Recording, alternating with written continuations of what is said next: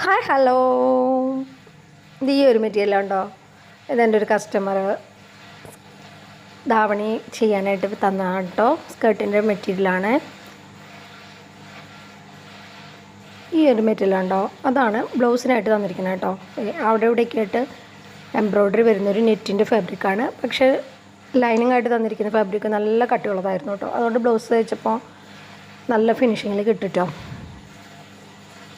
പിന്നെ ഈ ഒരു മെറ്റീരിയൽ ഉണ്ടോ, അത് ധാവണിയുടെ ഷോളിനായിട്ട് യൂസ് ചെയ്യാനായിട്ട് എല്ലാം കസ്റ്റമർ തന്നെ മേടിച്ചുകൊണ്ട് തന്നതാണ്. സ്റ്റിച്ച് ചെയ്യൽ മാത്രമായിരുന്നു എൻ്റെ ഡ്യൂട്ടി ഉണ്ടായിരുന്നത് കേട്ടോ.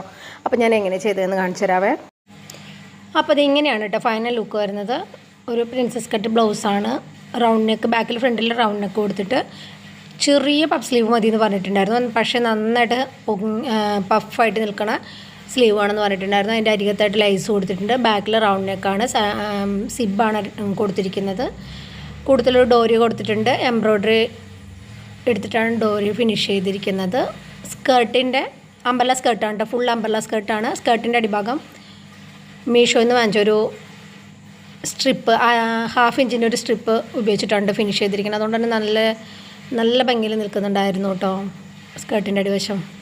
പിന്നെ ധാവണിയുടെ ഷോള് പ്രത്യേകിച്ചൊന്നും ചെയ്യാനുണ്ടായിരുന്നില്ല, അതിന് സൈഡ് അടിക്കാൻ മാത്രമേ ഉണ്ടായിരുന്നുള്ളൂ കേട്ടോ. ഇതാണ് അതിൻ്റെ ഫൈനൽ ലുക്ക്. അപ്പോൾ കസ്റ്റമർക്ക് ഇഷ്ടമായിട്ട് അവർ പിക്കൊക്കെ അയച്ചു തന്നിട്ടുണ്ടായിരുന്നു. ഞാനതിവിടെ ആഡ് ചെയ്യാം. നിങ്ങൾക്ക് ഇഷ്ടമാവുകയാണെങ്കിൽ എന്ത് ചെയ്യണം? ലൈക്ക് ചെയ്യണം, കൂടുതലൊരു കമൻറ്റ് ചെയ്യണേ.